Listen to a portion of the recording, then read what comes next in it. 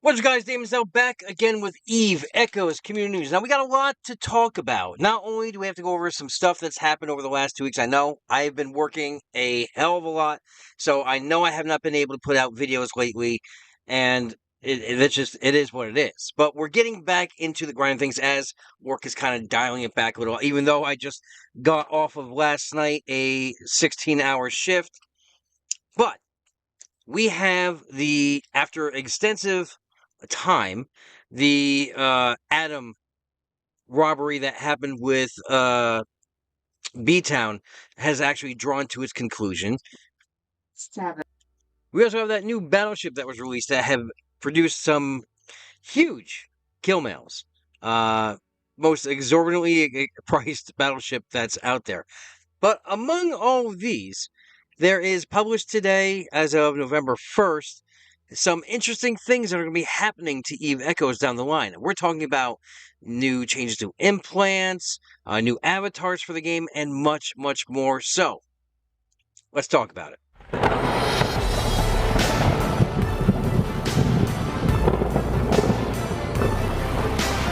Alright, so we are back and we're talking about all the changes and everything that's happened in Eve Echoes over the last week, or, well, 2 weeks at this point.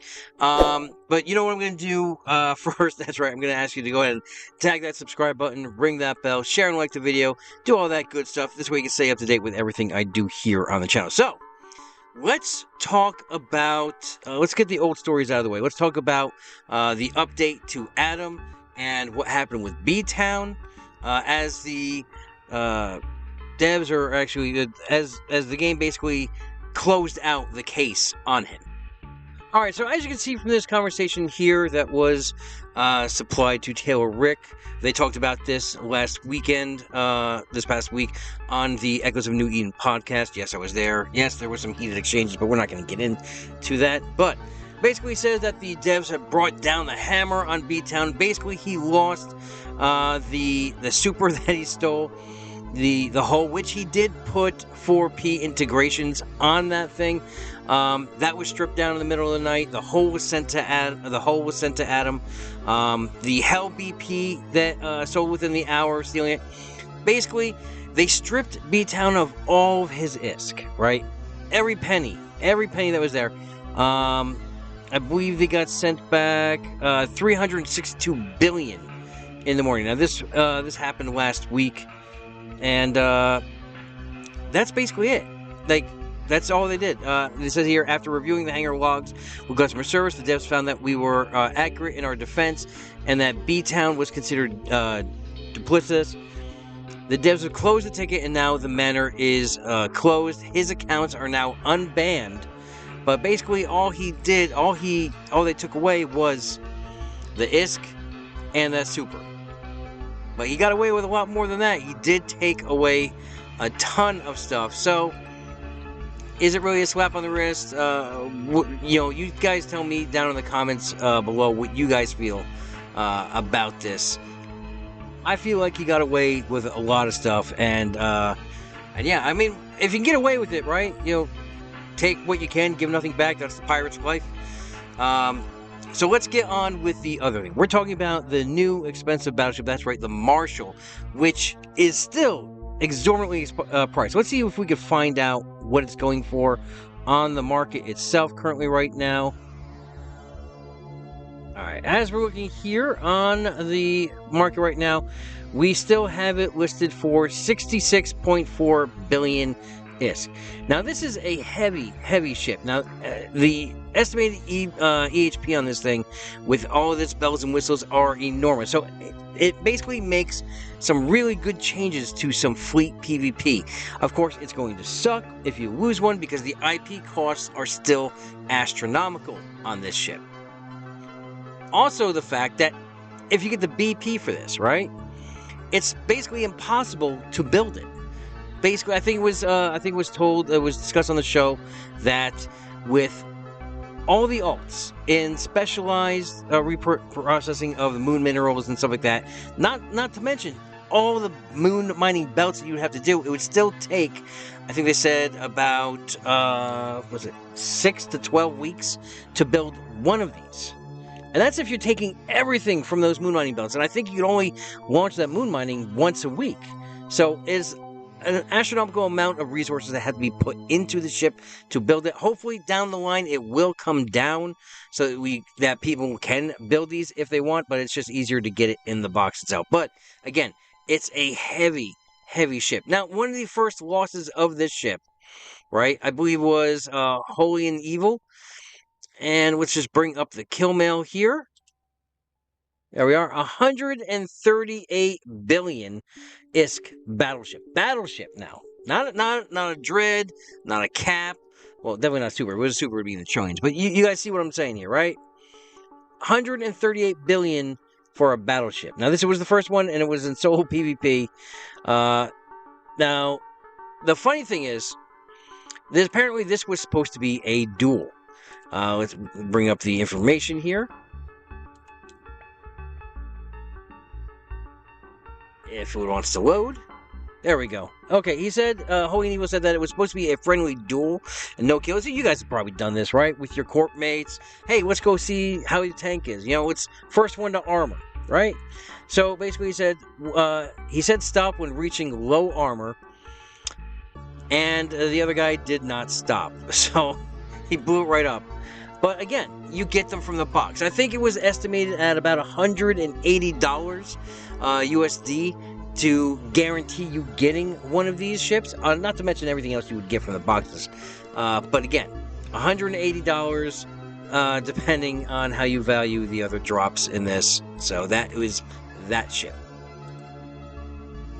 Also, some new content that's going to be coming down the line from not only me, but other content creators as well. I'd like to say a new player guide was started by Football in PYRT. And it's going to it's going to be a bunch of guides and everything else. And the way this is looked at is that it would give a lot of content creators a good range to make these new player guides, and as well as different content creators, so that it could be in different languages for different players, different takes on the guides as well. And they're not going to cover the entire guide, but like each content creator is going to take a separate section of the guide and put it and release it. I did put my name forward to help with this project. I just need to find out which section they want me to cover, and I'll make the guide based on that guide itself, or the video based on that guide itself. Now, in some other news, we do have some news on Kraken. Here we go. Here, there was announcements being made by Kraken.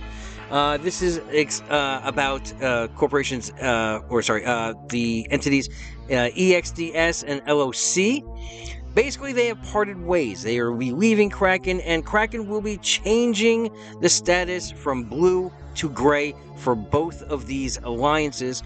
That basically means that if you are a member of Kraken, you would have to have gotten all of your stuff out of these structures, of their citadels and everything else. You will no longer have access to the Anabolex owned by EXDS or LOCs. However, Kraken does want, or Jacobo wants everyone to know within Kraken, that all Kraken Anabolex's networks will still continue to be fully operational, both before and after the standings changes.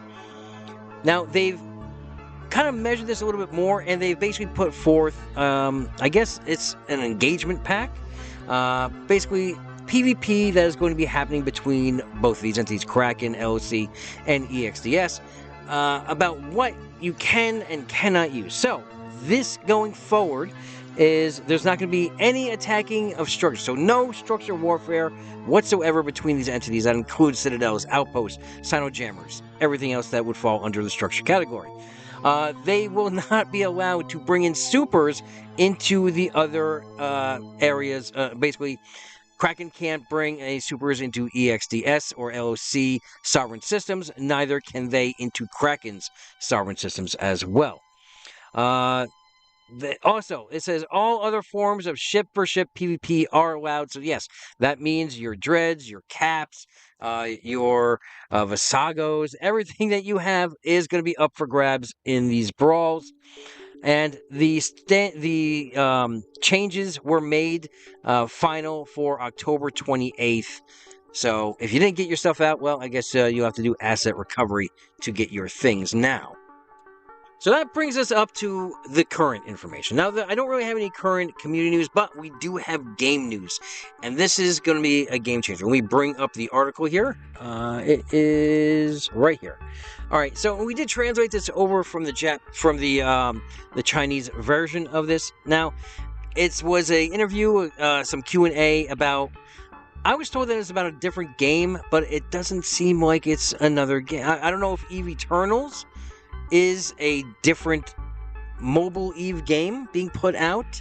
I don't know, but it says here the mobile game server Embers has started to delete file paid tests recently.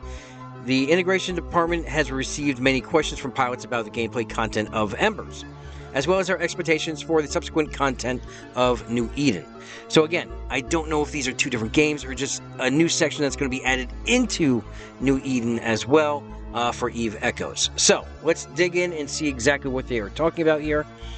Let's see here. It says Embers. Okay, so it says here, the Embers mode is a new attempt we have made to improve the vitality of Eve mode. The New Eden that pilots have explored for a long time is like a deep universe. Not only does it carry the heavy history of the past, but also continue to give birth to new stories and usher in new developments in the future. So it does sound like it's going to be a new mobile game. Now, I don't know if this is separate from Eve Conquest, which I did do a review on. That video should be out shortly, if you guys were interested in that game. But let's see here. So these are the questions, right? Do the new pilots have to play through the Sea of Ember before they can finally join New Eden, i.e. the main universe? Now, this right here is making me think that it's just a subsection of Eve Echoes. I don't know. I don't have the answers for this. But we're going to get to the good stuff in a minute. We're just going to go over all of this. It says it's not necessary for new pilots to play the Ember Sea. In the upper left corner of the account login interface, you'll see the Start the Ember Journey button. Click it to participate in the Ember test.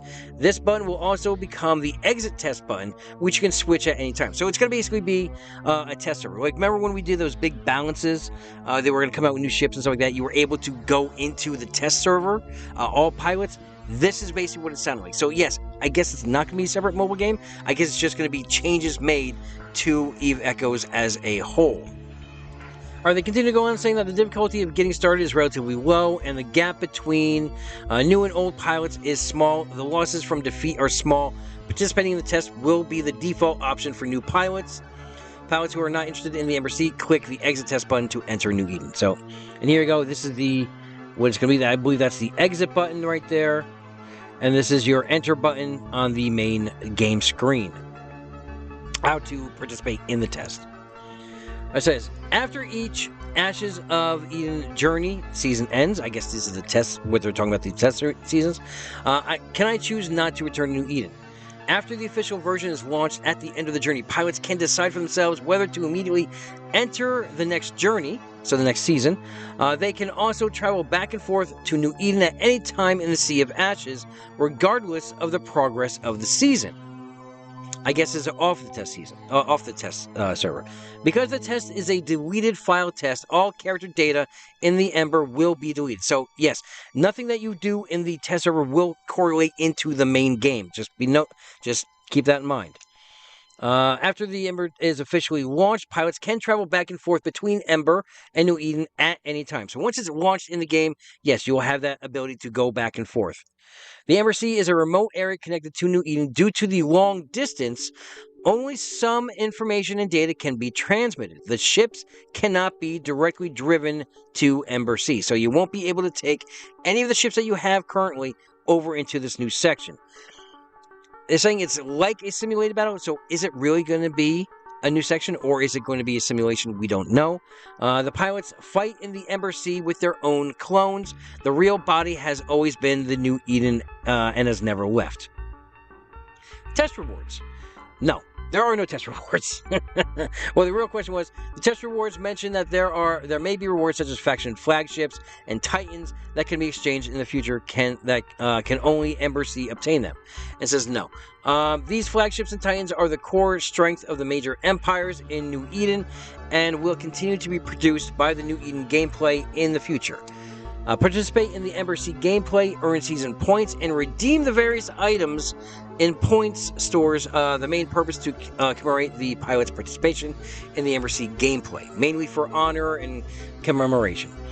In particular, new players born in the Embers, when they join New Eden, they can redeem some non-tradable initial skill points and supplies to help them get started in the main game. Alright, will there be subsequent content for New Eden?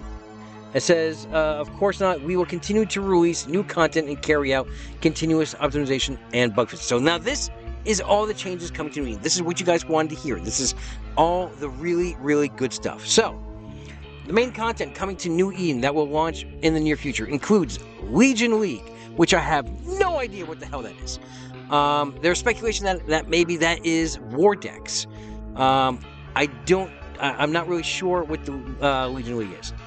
Now, we're going to be getting brand new character avatars. They said nearly 100 new avatars and one chance to modify the avatar. So you'll be able to change up your profile and the avatar of your character. And these look a little bit more realistic than the ones that we've been playing with from this time.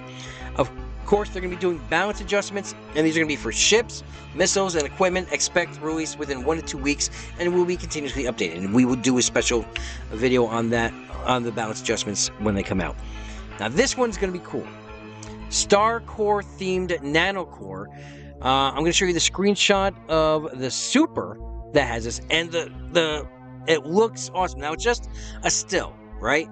Obviously, all the Nanocores they've come out with have some kind of animation to them, but take a look at this bad boy. That is awesome. Now, the art team for EVE Echoes has always done a fantastic job with the game. Let's not get it twisted. Let's keep that in line right there. They have always outperformed everything that has been given to them. So, okay, so going on, moving forward, there's going to be new Inquisitor Anomaly Space, more levels, higher difficulty, better rewards, more concentrated to loot boxes. There's going to be an advanced scanner. Can ignore scanners of buildings or Alliance members, making it easier to find enemies. So no longer are you going to have to worry about, well, is this our ship? Is this someone in our Alliance doing, an anomaly? It's going to cut all that, right? This way you can just pinpoint your targets and get them. 7. Capital Damage Control. It will not be destroyed after use, lasts longer than regular damage control, and has lower resistance bonus than the Emergency Hull Energizer. So that will be coming out. 8. General components of Neural Response Implants, Tactical Defense. Implant Reset function. Above level 25 can reset to level 1, and part of the experience will be returned. Up to 100% return is supported. So I don't know if that means you have to pay a little AUR to get all of your stuff back or not. But this is NetEase, so who knows. Let's see. 10. Flagship Close-In Defense Gun. A close-in defense weapon suitable for the flagship, suitable for dealing with multiple small targets, such as carrier-based aircraft groups. So, in other words, they're going to give you a close-range gun to put on to take care of your drones that are coming out at you. Also, they say that building close-in defense guns and other equipment, new weapons, defense, and auxiliary equipment suitable for advanced buildings such as the Iron Wall. The Iron Wall, we just talked about it, an advanced combat-type Legion Fortress that does not require upgrading, can be directly anchored and can dock super aircraft carriers. I believe these are going to be the Keepstars. This is a translation, so a lot of this stuff is not going to have the terminology that we are used to. It says, also, in addition to the above content, we are also designing and producing more gameplay and long-term content such as new buildings, ships, new weapons. These will be updated gradually in the future so pilots can look forward to it. Now, these are one of the other questions. Some implants and cores are too strong, so everyone using them, so everyone is using them, should they not be adjusted? So people are calling for implant balancing. It says, due to various reasons, some implants or cores are indeed stronger in some aspects, and there is currently a lack of effective counter equipment, which leads to some difficult to deal with situations in combat. For example, the Wavebreaker core can easily exceed 10 kilometers per KMS, when paired with a Sansa ship. Therefore, we did not allow the replacement of the Wavebreaker core to reduce such situations. But in fact, this is not fair. Pilots who do not own it cannot experience this equipment. This is one of the important reasons why we launched the nanocore reset and implant reset functions. With the opening of the 100% return or inheritance function, we will consider making important adjustments to some difficult to deal with ships, equipment, implants, and nanocores in the future, making them more reasonable. So yes, not only are there going to be balance adjustments to ships and everything else, they're going to be doing a bigger balance adjustment to everything in the game. Nanocores, implants, whatever you can think of. Let's see here. New Eden has been around for so many years, and the Grand Alliance has controlled most of the star fields in the universe. If they don't join, neither newcomers nor old players will be able to play. Will there be any adjustments? In response, I believe this might be here, the war decks.